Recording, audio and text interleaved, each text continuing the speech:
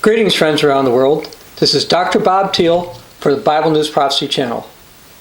Could we see a cashless society in 2016? Well, what is a cashless society? Are governments taking steps in order to make this happen? Has this got anything with the biblical prophecy? Is this something you should be paying attention to? Well, first I'd like to talk about a report that came out of CNN. It said that the Danish government has proposed that most stores could dump cash by January 2016. Essential services such as hospitals, pharmacies, post offices would still have to accept cash under the plan. But basically, grocery stores and gas stations, etc., will not have to take cash under this new proposal. Now, Denmark, along with its Scandinavian neighbors Norway and Sweden, are pretty much leading the global trend toward going cashless. But it's not just happening over there.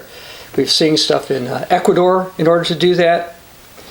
And according to the Danish Bankers Association, a cashless society is no longer an illusion. Now, a cashless society, there's a couple of definitions by it. One, we're starting to see a cashless society, which people use cash less often.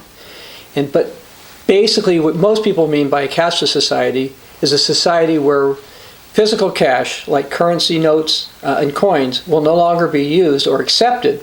But the only thing that will be accepted for financial transactions is going to be electronic payments through credit cards, debit cards, things like Apple Pay, and various wire transfers and other electronic forms of payment. And this particular report here says that some countries are far more advanced than the UK and the US when it comes to contactless and mobile payments. Anyone wanting a glimpse of the future of cashless payments need only look overseas to Denmark, which has the lowest cash payment level in Europe. It's currently considering removing obligations for retailers to accept cash at all. Now, it's not just a few Scandinavian governments that want to do this. The United Nations wants to have this happen as well. CNN reported that even the United Nations wants societies to forego cash for more virtual transacting. It wants to cut costs and improve transparency and is working with governments in the private sector to encourage more use of electronic payments. Transparency?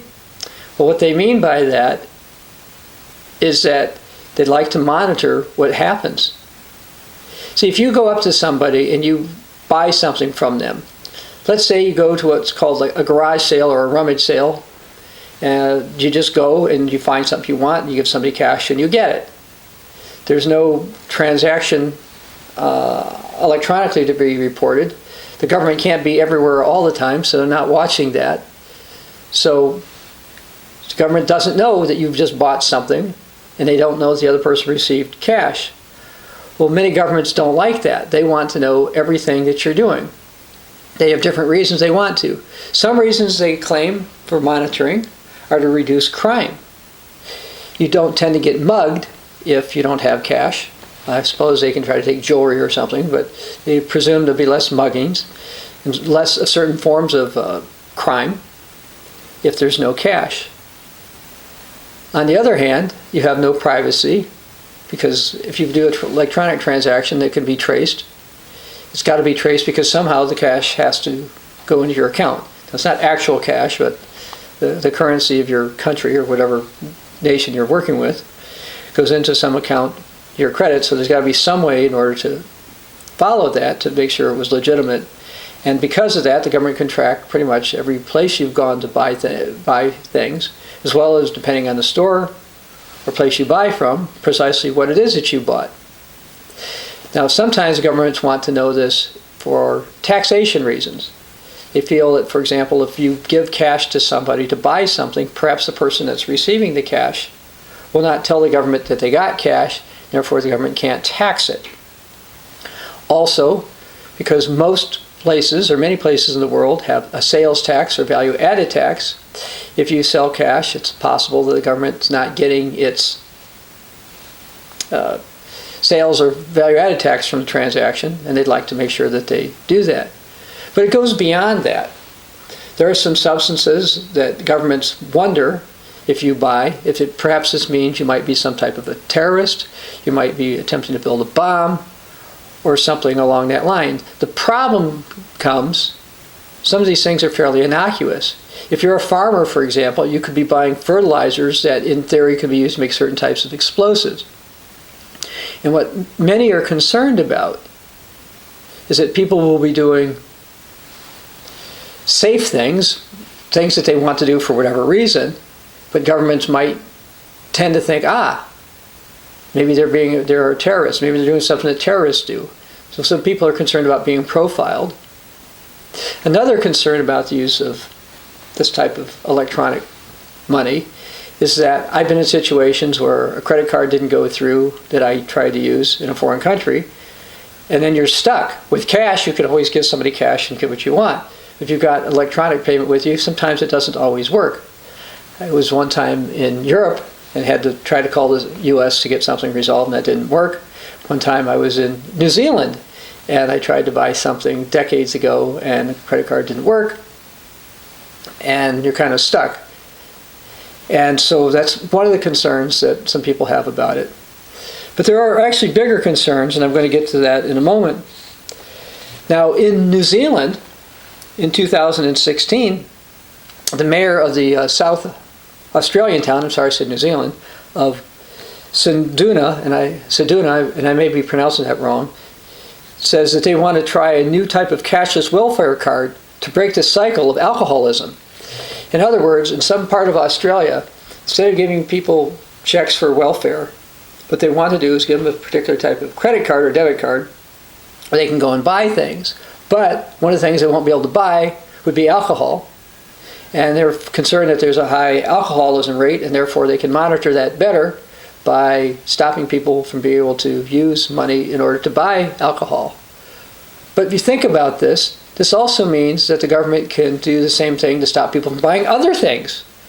Once, with an electronic means, they can say, okay, certain people can't buy this, certain people can't buy that. They will restrict what people can buy. They will be controlling buying and selling. In essence, that's really what they're trying to do in Australia. Now you say, well, it's okay to try to stop them from over-drinking, or the other concern is that they can't use the money to buy illegal drugs. But again, the situation is setting up for the fact that they can control buying and selling. And now, this idea of using welfare payments by means of a credit card or electronic payment isn't new.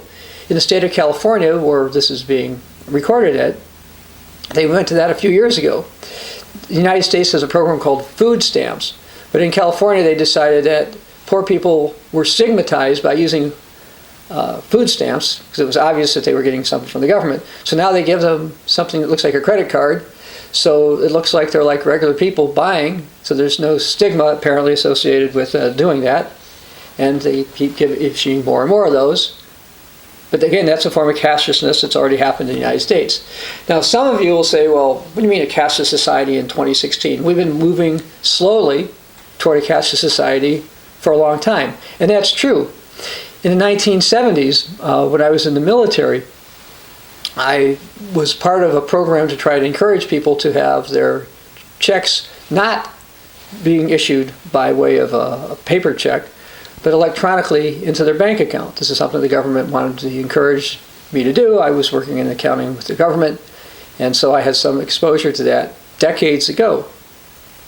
We're seeing not just people being encouraged to do things, the government is various governments are trying to get people to have to do things a certain way.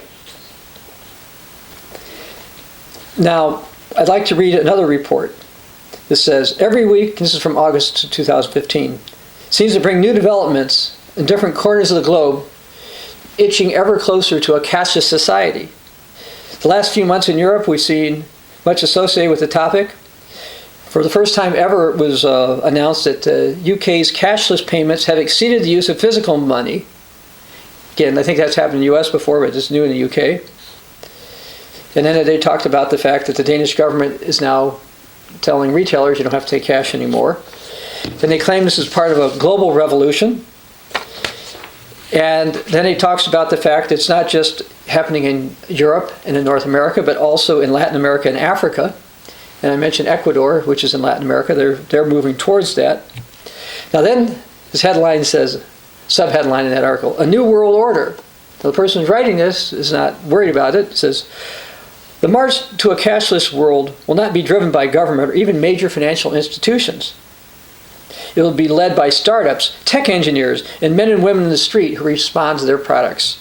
Sure, government policy will play a part, and most governments are more than keen on supporting the concept. That's correct.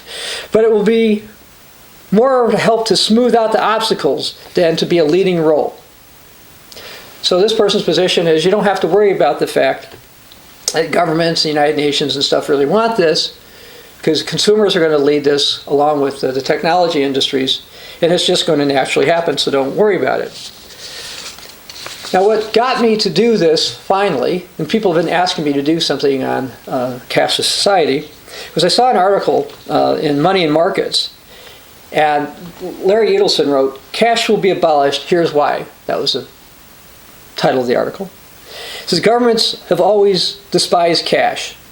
It's almost impossible to trace, therefore tax. Governments around the world have waged a war on cash. They've implemented restrictions on how much you can carry with you, how much you can have on you, what you have to report when you go through customs, and how much you can withdraw from the bank at any point in time, and more. Then he says, the thing is, the war on cash is now on steroids. In other words, been accelerated. The reason? The looming sovereign debt collapse, which will soon cascade, in his opinion, from Europe, then to Japan, then finally to the US of A.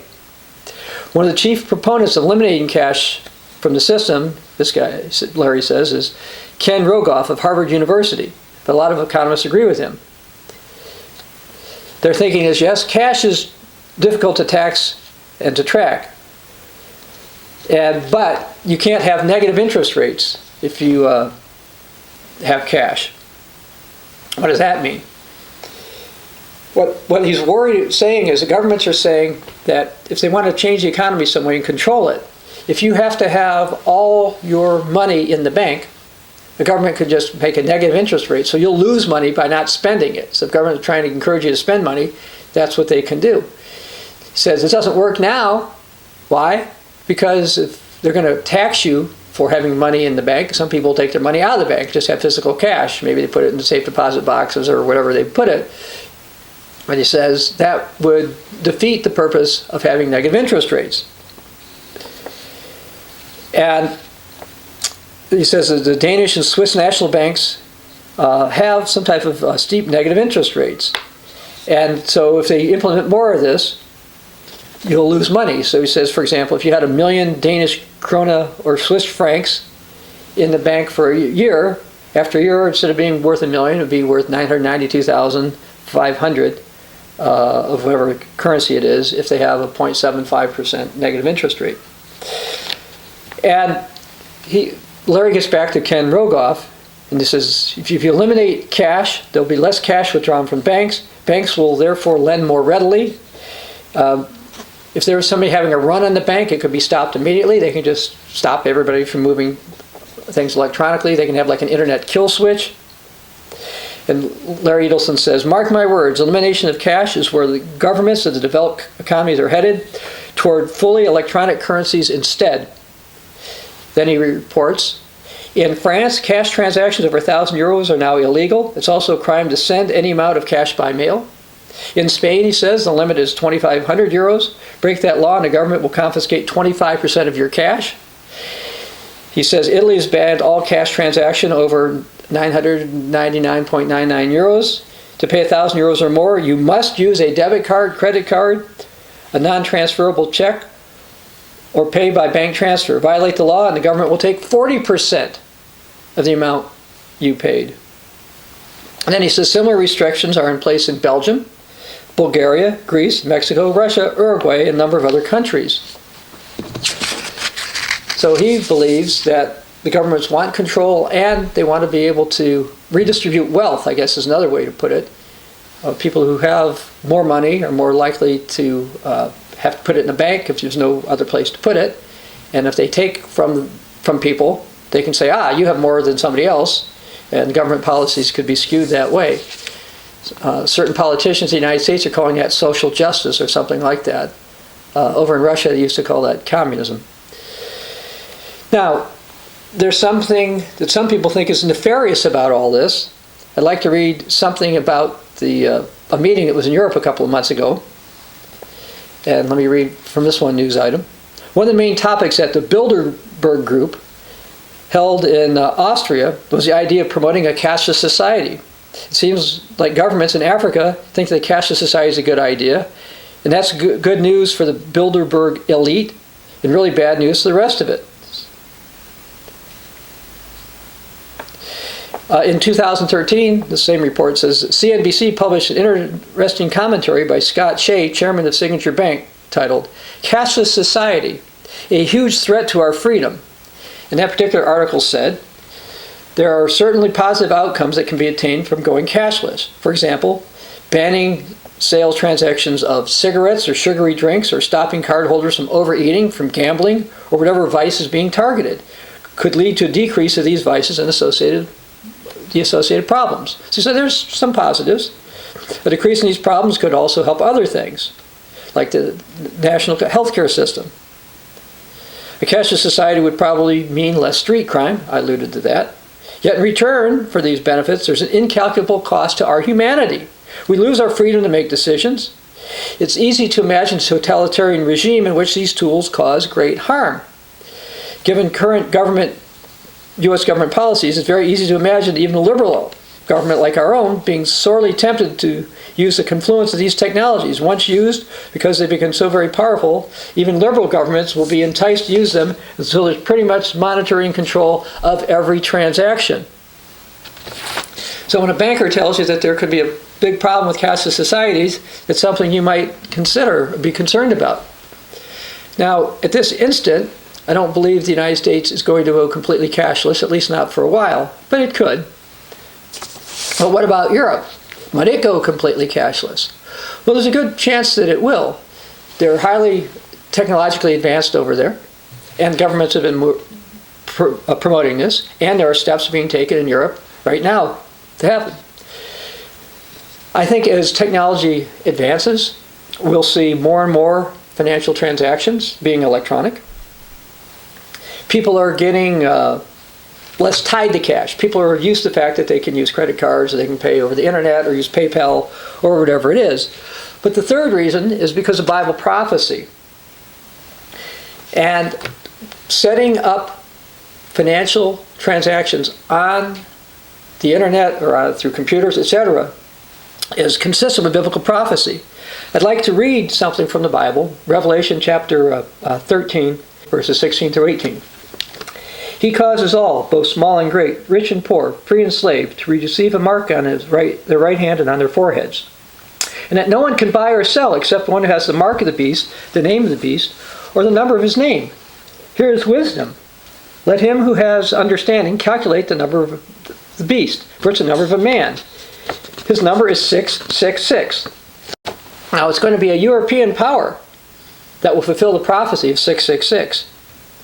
As Larry Edelson and others reported, like CNN reported, we're seeing these things start to happen in Europe. We're getting to the time where we'll see less and less cash. I will also add that the former chief financial officer of Deutsche Bank in India is working on a system to get small vendors, even in India, to be able to take electronic payments, just regular street vendors. We're entering a time of distress and a time of more massive financial monitoring. The Great Tribulation is coming. The Europeans, the United States, and others are setting up events that are going to cause it to happen. Now, it won't completely happen in 2016, but we will see steps taken in 2016 for cash to be used less. I believe a cashless society, or almost completely cashless society, is going to come to pass. It is consistent with biblical prophecy. And you should watch, because that is going to happen. They're going to control all buying and selling, and the power that's going to control this, according to your Bible, comes from Europe. This is Dr. Bob Thiel for the Bible News Prophecy Channel.